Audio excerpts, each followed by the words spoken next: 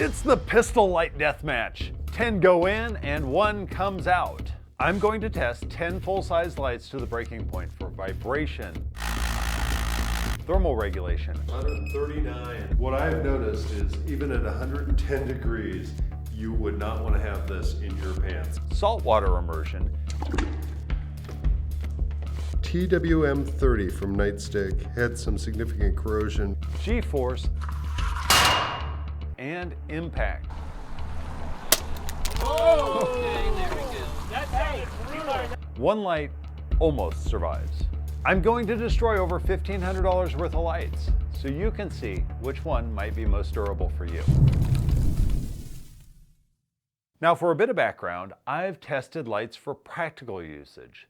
This shows how lights perform in various environments. I've also tested lights using calibrated lab equipment, but all this previous testing has not covered reliability. I want my light to perform even after being exposed to the harshest conditions. So I came up with a number of tests that would exceed anything I would experience in daily life to see how well this selection of lights would hold up. Works is not sponsored by any light manufacturers. We make holsters. So if you're in the market for holsters for pistols with lights, please check out works.com. Now let's take a look at our contenders. These lights have all undergone practical and lab testing, so I wanted to torture test them.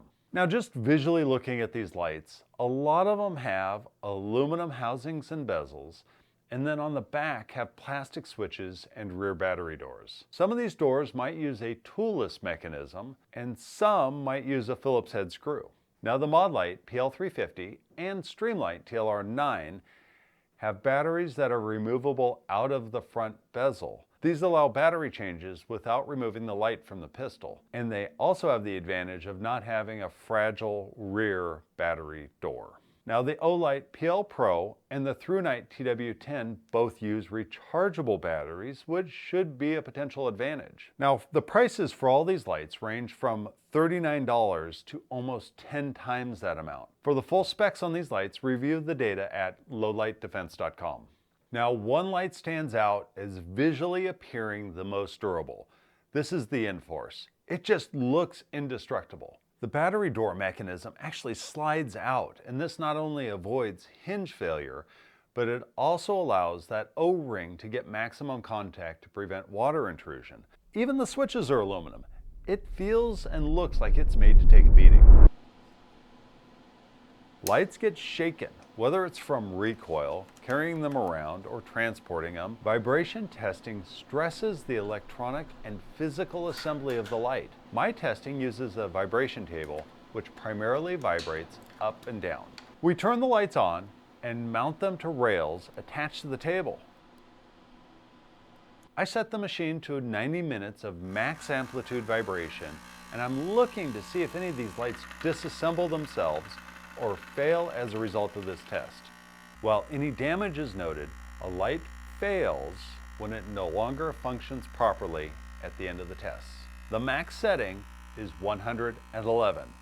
Go see Spinal Tap for more information. Now as this test starts up, the machine just starts to hum, and the lights sit there seemingly undisturbed. But as this test goes on, things get a little interesting. The vibration table starts shaking a lot more violently. It appears that maybe it entered a harmonic that caused it to vibrate at a higher amplitude. Now you'll see that the O-light starts to flicker a bit. At this point, we're not sure if things are going to go flying off and hit us. We also see that the Mod Light PL350 has something bouncing around in the lens area. It must have either broken off part of the reflector or had not been cleaned out during manufacturing. So we're going to just let the vibration machine do its thing for 90 minutes. Remember, I'm not testing how long the batteries last. I'm only testing to see if the lights fail and don't come back on after the test with new batteries. At 32 minutes, the Mod Light PL350 starts flickering on and off and then stays off.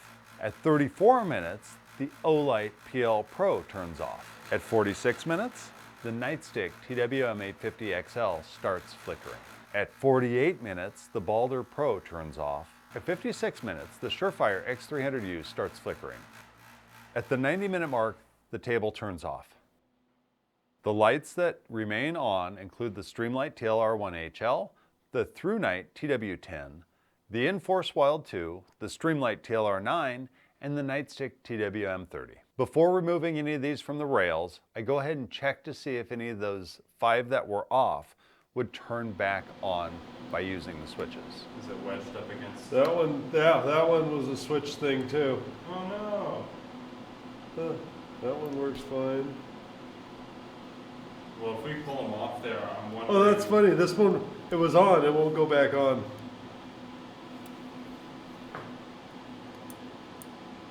Yep, mod light's fine. The light's fine. All of them turn back on. Then I remove all these lights from the rails and take a closer look. The first thing I notice is that the Surefire X300U seems to have switch problems. It would only occasionally turn on, and then if I hit it with the palm of my hands, it would sometimes get it to stay on. I don't think it's a battery thing. I bet you're right. I bet you it's the funky switches on the back. Oh, there it goes. That they. I knocked it on. Yep.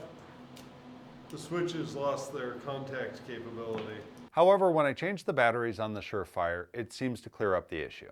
The Enforce Wild 2 seems to have an issue as well. Yeah. Okay, so there's 2 failures. This one worked until I pressed the button to turn it off. It was on the platform. I went ahead and hit the button to turn it off, and it won't turn back on. Let's see if maybe new batteries will revive it. I turn it off and it won't turn back on, but changing the batteries fixes this issue as well. In short, all the lights survive, with no issues that can't be resolved with new batteries. I'm a bit shocked, as I would have thought that at least one light would come apart under this test. Now, lights should know how hot they're getting and then step down the current to keep temperatures under control. High temps can not only be extremely uncomfortable for the user, but it can also damage internal components or batteries. Now, one of the reasons for doing this test is I've heard reports of people accidentally leaving their light on when reholstering, or when using a competitor's holster, having the light turn on inside that holster. If this happens, you don't want to end up burning yourself, destroying your holster, nor do you want your light to self-destruct. Now, what I'm going to do is I'm going to set this test up on a table where each light is suspended by a small sheet of Kydex and then covered with a towel. So each of these are set up at 2.5 inches apart. We're going to go ahead and suspend Kydex over it. We're going to put the flashlights on. We're going to cover the flashlights up, and then we're going to run them and see if any of them get warm enough to start deforming the Kydex. This is meant to simulate the closed environment of a holster. I'm also going to measure light temperature at certain intervals to see how hot the light gets. After the test, we'll inspect the light in the holster plastic for damage. Now, my expectation going into this test is that some of these lights are going to get hot enough to deform the plastic, and it's a real possibility that one or more of these lights could actually burn itself out. Now, let's level set on some temperature thresholds. At 111 degrees, you will feel burning pain.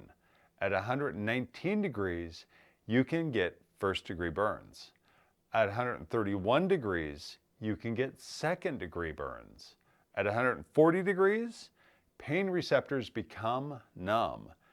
And at 145 degrees, we expect that Kydex can start to deform. 75, 80,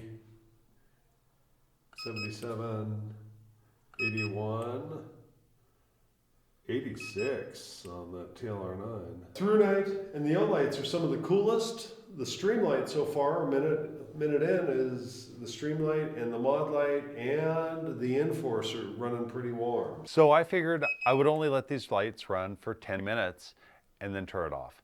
But as I'm watching these lights continue to get hotter and hotter, I want to see how hot they get. 20 minutes in, these suckers are getting pretty warm, so let's run temps on them. TLR1, 109-ish. Mod Light, 100 and, depending upon where I'm at, 112. X300, wow. X300 has jumped up to 132. That Enforce is scorching at 143. TLR9, is evened out. Let's call it 111. It's evened out.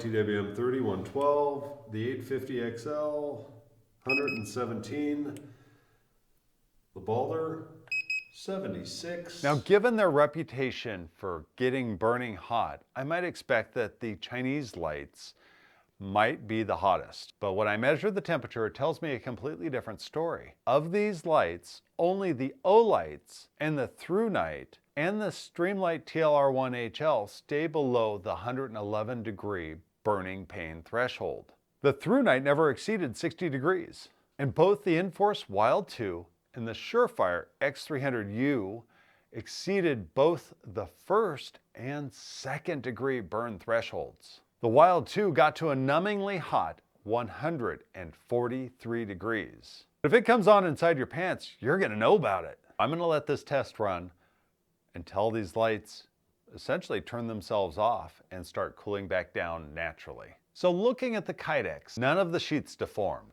I do know some of these lights have been reported to deform their holsters, so perhaps the limited surface area of the light touching the Kydex prevented any of our samples from being warped.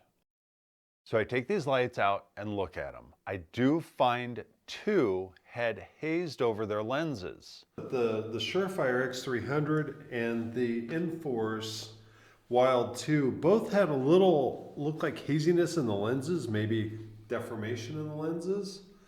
So we're gonna go ahead and compare these versus two brand new units. So there's a brand new one. And here's the one that we just ran through the test. And one is absolutely, definitely hazy or discolored versus the other one. All right, let's open up that X300U. So this one has a little bit of haziness around the edges. Wow, and I don't know if you can see it like at this angle. I can just see that haze when I look at an angle. Now this is not a terminal failure of the lights, but it is something that concerns me, and it might impact the light output or the amount of light that ends up on target. We want our light to still work after being exposed to moisture. All of these lights, except for the 2O lights, say they're waterproof to at least 1 meter, so I'm gonna put them to the test. We have a 2-meter dunk tank. The idea is to immerse these lights in the tank for a few days and see how they fare. Now, one of our YouTube viewers has suggested that we use salt water, and we think that's a great idea for an immersion test. Seawater is about 3.5% salt. We're gonna go with the seawater percentage.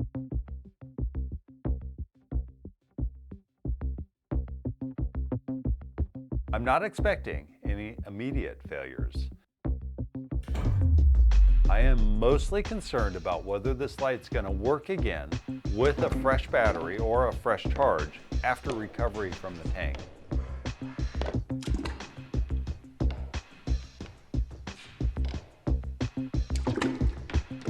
Now at this point I want to say that this is a difficult test.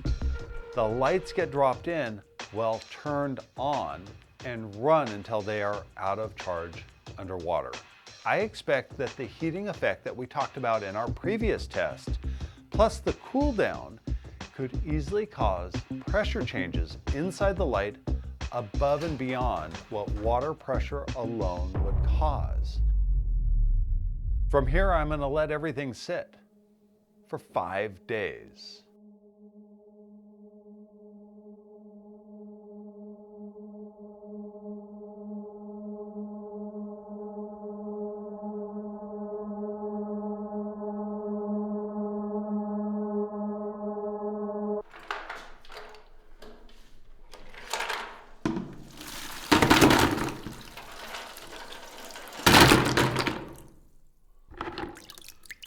First, let me talk about the lights that made it through without issue.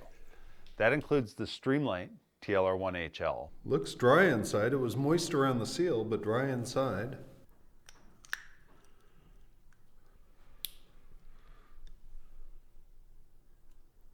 Woohoo! TLR1 success.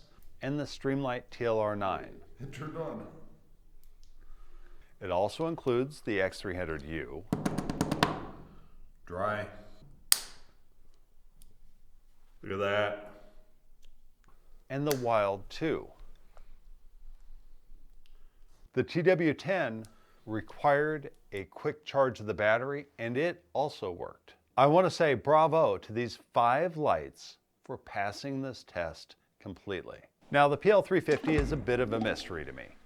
It failed shortly after drop-in, and when I opened it up, I did see that there was water intrusion. And yes, I did verify that the bezel was fully screwed on before and after the test. So why would it have water intrusion? I can only guess that it might have it through the rear switch area. We know that there's water inside the mod light, so let's put in a fresh battery and let's see if she works.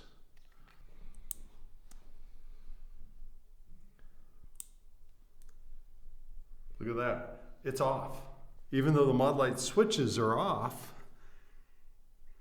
it's still on. So I pull the battery out, leave it open to dry for a couple of days. I put the battery back in and it does work. So the mod light kind of failed, kind of passed. The 2 nightstick lights failed due to water intrusion. I had learned my lesson from my previous TWM30 test. The battery door was actually screwed down all the way in this test. Regardless, when I opened them up, I could see that water had entered. And even once I fully dried these out, these 2 lights still did not work, and they have a bunch of corrosion inside. At this point, I should remind you to not assume that all lights are waterproof against immersion. Only lights with IPX7 or IPX8 ratings claim to be able to be immersed underwater. Olight claims that the Balder Pro is only splash proof, and the PL Pro is capable of withstanding high pressure water, but not immersion. However, I want to test them equally with the others. I tested, they failed. The Balder Pro had water intrusion due to the door not sealing. The PL Pro is sealed, but apparently fried itself in the salt water. If you know how this could happen, please comment below. This immersion test caused our first casualties. 5 lights passed, 1 works after being dried out, and the other 4 failed.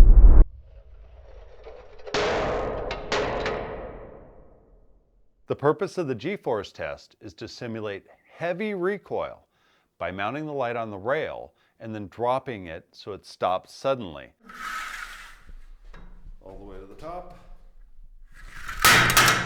By pointing the light bezel down, it simulates the direction of recoil on a weapon, which pushes the rail rearward and the light forward. I have not measured the amount of force applied, but I believe this to be much higher than pistol recoil. I have 5 lights, and they may be familiar to you. All stayed attached to the rail and function properly after 5 drops. The TLR1HL, the TLR9, and the TW10 all function properly without a hiccup. Now the X300U, after drop number 3, did have the switch turn off, but once I switched it back on, it worked again. And after drop number 2, we find the batteries fail in the Wild 2. But once replaced, the Wild 2 does function properly. Now the lights from Nightstick and Olight were not functioning, so they were disqualified after our immersion test. But that said, I ran them through to see if they held together and stayed attached to the rail, which they all did. Again, we got to talk about the mod light. It kind of disappointed me. I tightened the mod light rail clamp down as much as I dare. Be aware that these rail clamps thread into aluminum and you can strip out those threads. So I lift the light up and let it drop. I lift the light up again, let it drop, and it does fine. After a couple of drops, I lift the light up again, I drop it. The light slides down the rail, hits the ball that we use to lift up our drop tool, shatters its own lens, and falls to the floor. I inspect the light and find that the rail key has actually sheared off. It isn't solid like other manufacturers, and as a result, it could not take the G-force of this test. I doubt any pistol will undergo this amount of recoil, but all the other lights survived just fine.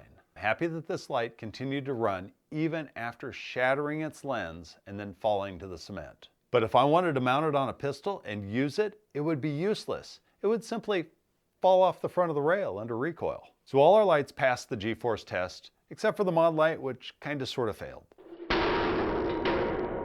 But we're going to bring it on to the next test just because it simply still works.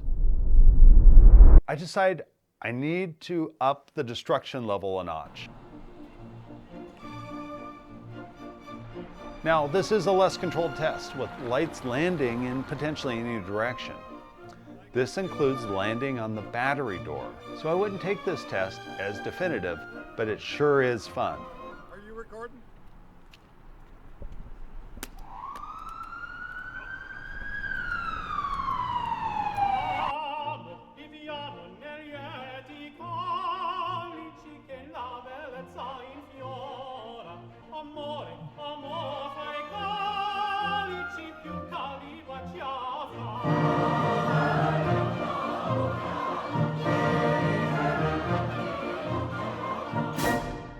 Miraculously, almost all the lights survived the drop. Unfortunately, our X300U didn't survive. So the battery door won't stay closed, but it will still turn on.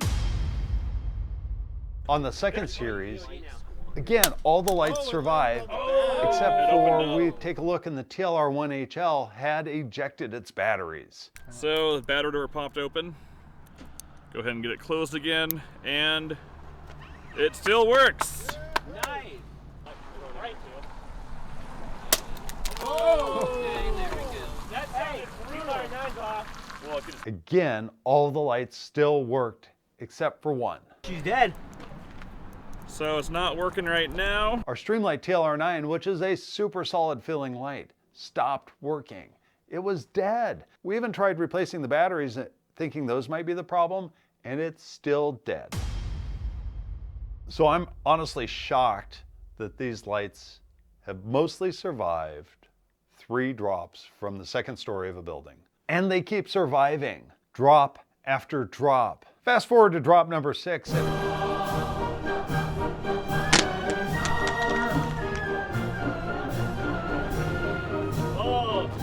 Oh, TLR1. Oh, thing opened up. And this is where we find the TLR1HL, the battery door again takes an impact. It opens up, the batteries spill out. We try to put everything back together, but this door is now broken, just like the Surefire broke on round number 1. And as a result, the TLR1HL, which was kind of a fan favorite, it was out of the running. So I take them up again, drop them all off, and we find that the Wild 2 finally gives up the ghost. It's still externally intact, but we can't get this thing to turn on, even with new batteries. And then there were 2. The most expensive light, the mod light, PL350, and the least expensive light, the through night, TW10. I'm honestly a little bit frustrated that these are the 2 lights in the end.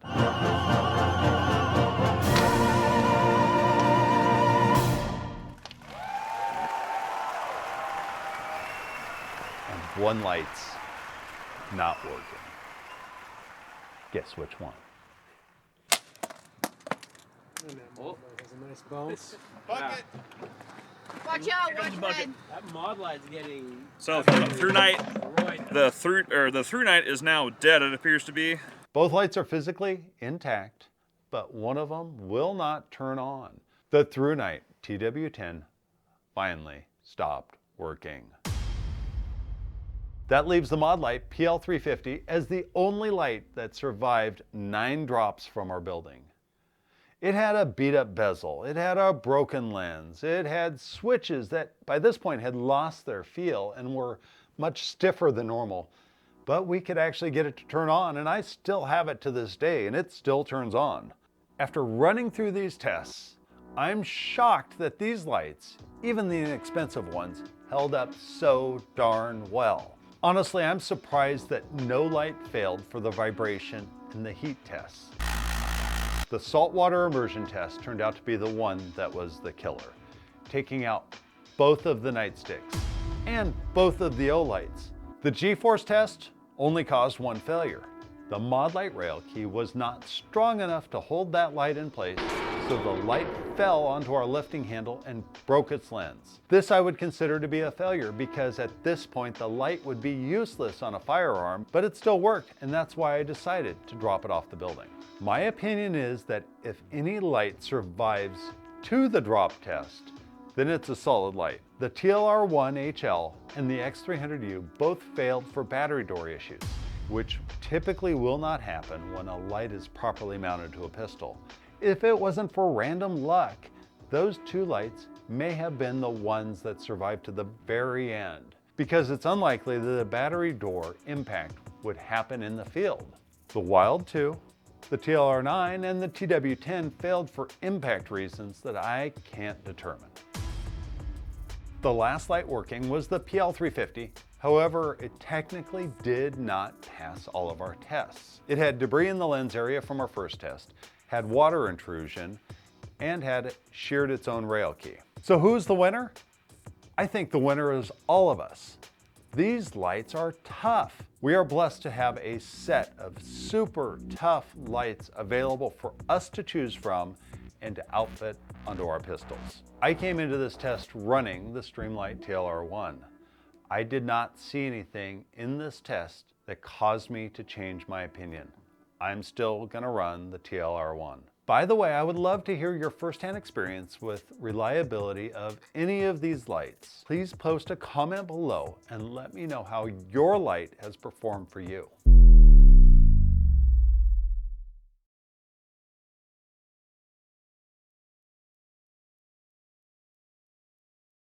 Just do some like cheering, like it's yeah. Start cheering. It's gonna be in slow motion. Still didn't work? Okay. Maybe I'll just get this. You doing that? one of you just go like Jameson. Go woo Christian, woo woo woo. Christian's got it. There we go. I had to give him the sand dance one last time. Oh, yeah. All right. I'm out, not yet.